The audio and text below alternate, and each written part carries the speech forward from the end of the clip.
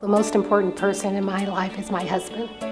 In an emergency, the first people that would come to my mind would be my children and my wife. If something were to happen, my son would be the first person that would come to mind. The most important person to me would be my son, Jack.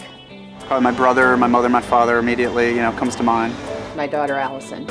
Our kids are a little bit older, they're 19 and 15, but yes, they do still rely on us if anything happens. Definitely I'd be concerned about my brother in an emergency. My son, Samuel, and he definitely is the most important thing in my life. Who is nearest and dearest to your heart? If an emergency happens in your community, who or what comes to mind first? Who would need you most? Let's face it, if disaster strikes, emergency drills and strategies aren't going to be the first things to enter your mind. Your loved ones will. They are the reason for emergency preparedness. But what if you're at work when something happens? How will you get in touch with the people who mean the most to you, and how will you get to them? There's no way of knowing what type of crisis might happen or when it will strike, but there are 3 easy steps that will help you take control of any tragic situation, from a terrorist attack to a tornado. First, create a plan for you and your family. Second, prepare an emergency kit. And third, listen for information about what to do and where to go during an actual emergency. The program is called Ready in 3, and it will help get you and your family ready for anything.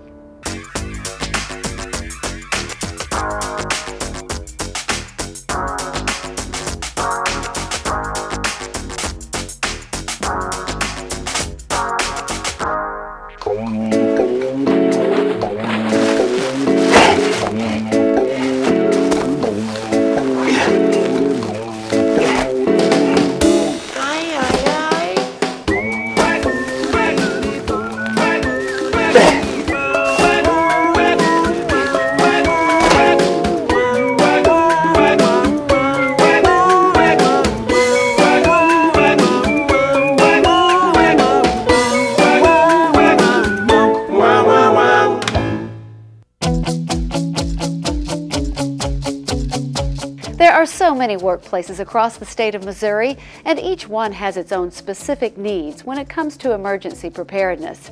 Still, there are some basic steps every employee can take to plan for an emergency. And believe me, it's a lot easier than our friend Bunker Bob makes it. The first step is to create an emergency plan. Chances are your employer already has a policy in place. Make sure you know what that plan is, whether you need to evacuate the building or stay put. If you are asked to stay in the building, there are a few things to keep in mind. If there are clients, customers, or visitors in the building, ask them to stay and let them know where to go. Hopefully your employer has already determined a safe room or rooms for everyone to gather. It should be an interior room with the fewest windows or vents and large enough for the designated group. It should also have a landline telephone and emergency supplies. If you can, close and lock all windows and doors in your office on your way out, and grab your personal emergency kit and take it with you. Also, if you have time, forward your calls to your cell phone or a phone in the safe room in case family members are trying to reach you. If you are able to call out and reach your loved ones, remember to keep your calls to a minimum and keep conversations short so others can get through. Of course, some emergencies will call for an evacuation of the premises, forcing you and your co-workers to a meeting place outside your building where everyone can gather. Find out your company's building evacuation plan and pay attention during drills. Part of the plan also lies in your hands. Have an alternate means of transportation and plan alternate routes for getting to and from work in case your normal mode of transportation is interrupted. It's also a good idea to talk to co-workers with special needs and ask if they need any help.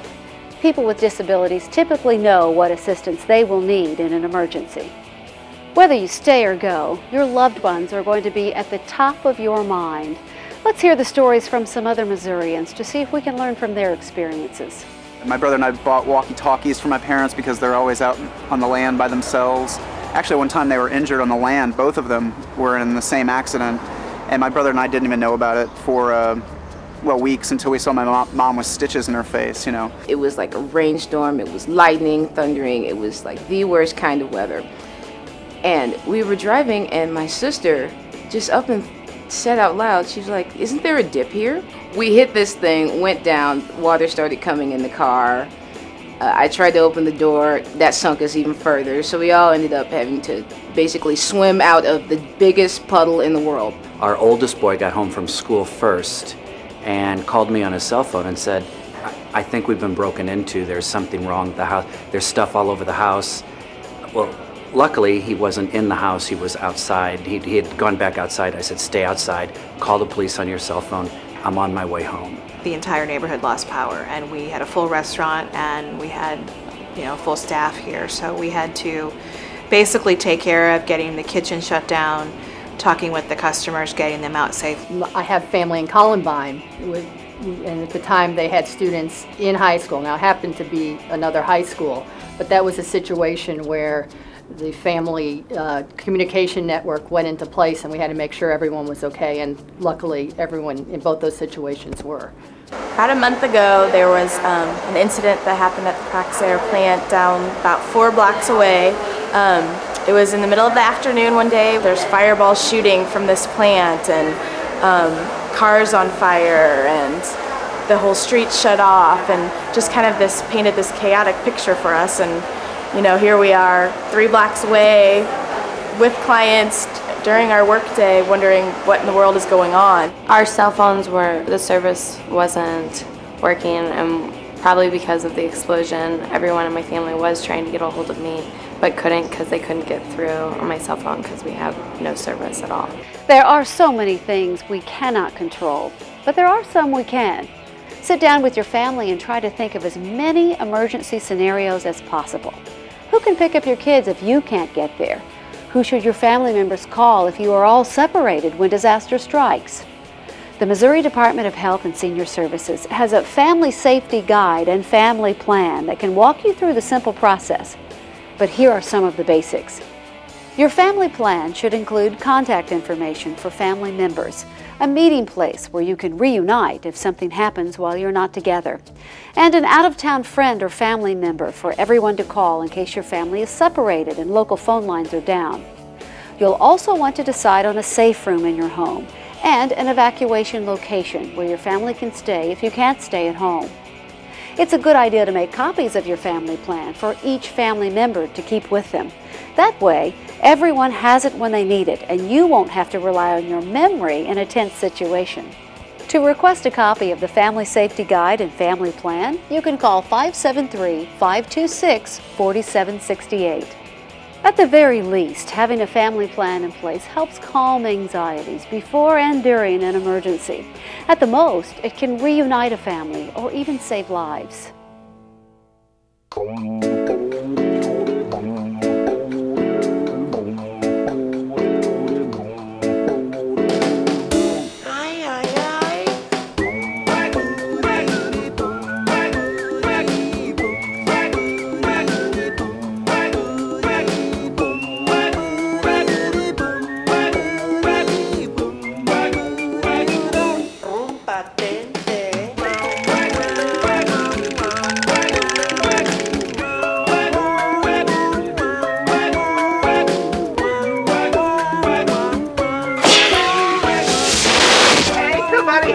Somebody help me!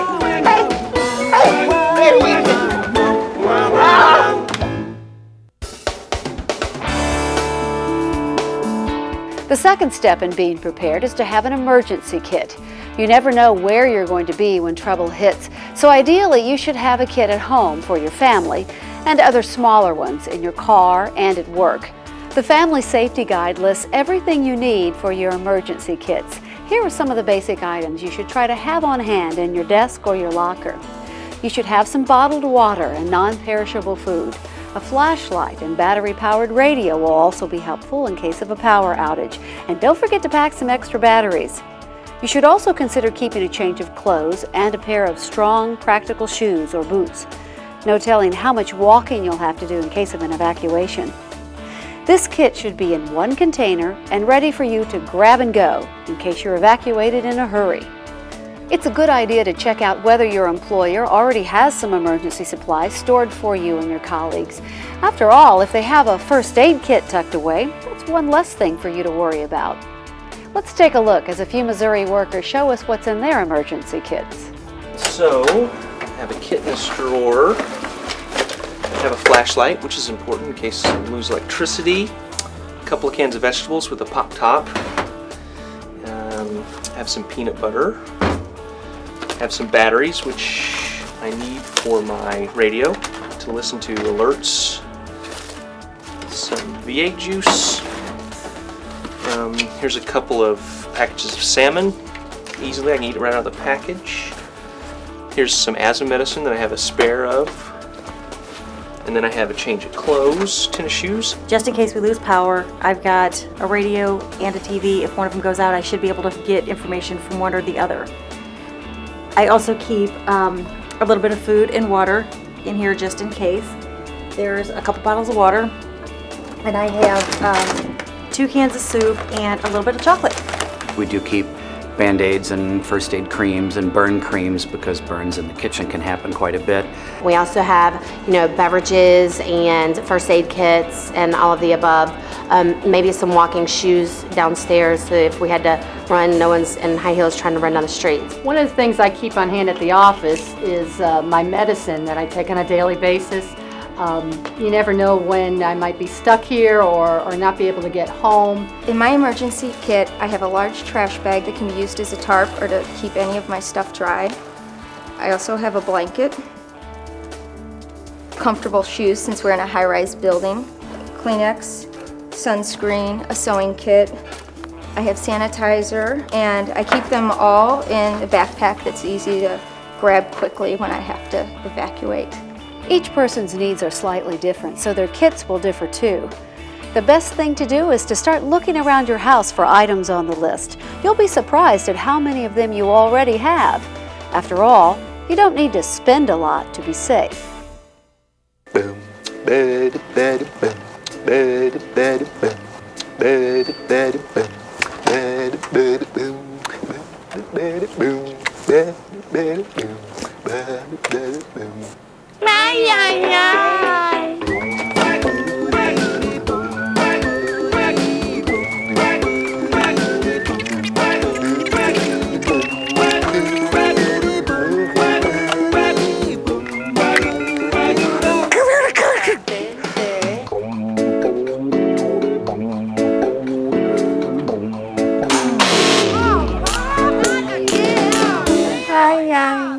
Killing me, Bob. Wow, wow, wow. The final step to being ready in 3 is to listen for information. Your supervisor will have specific instructions for you and your colleagues should disaster strike during the work week. Your job is to follow your employer's instructions calmly. After all, once you have your emergency plan and kit together, you'll be ready for such a situation. Of course, if you work in critical services like a hospital or utility company, a lot more might be asked of you. In that case, adhering to your boss's requests becomes particularly important for your own well-being as well as that of the public. You can trust that our public officials have plans in place for these types of situations and are monitoring our safety 24/7. No matter what situation occurs or where it takes place in the state of Missouri, you can rest assured that the state is ready and waiting at all times. The DHSS Department Situation Room is the central location for monitoring and reporting potential problems 24 hours a day, 7 days a week. All local public health agencies, doctors, hospitals, and law enforcement know to call the emergency hotline anytime if they suspect there is a public health emergency or bioterrorism event. This computer system tracks the emergency rooms in hospitals all across the state. And folks here are constantly monitoring many different things, ready to determine when they have an emergency on their hands. Should a crisis arise, Missouri's Department of Health and Senior Services works with the FBI, Homeland Security, the State Emergency Management Agency, local police, and others, including the governor, to determine the best response.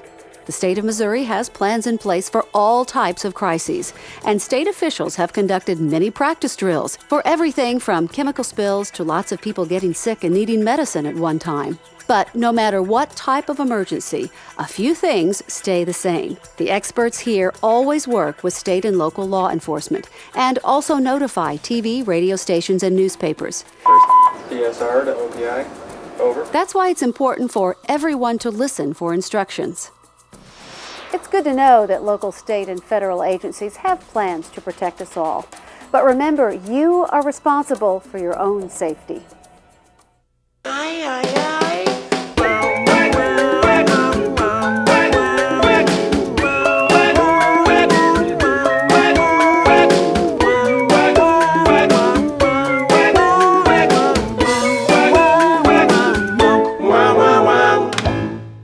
Thinking and planning ahead is the best line of defense for any emergency. Don't get carried away like Bunker Bob, but do take an active role in you and your family's safety by creating a plan, preparing a kit, and listening for information. And once you do, be sure to check your plan and your kit every now and then to make sure everything is still good. Whether at home or at work, remember to stay alert because emergencies can happen anytime to anyone. And now you are just 3 easy steps away from being ready in 3.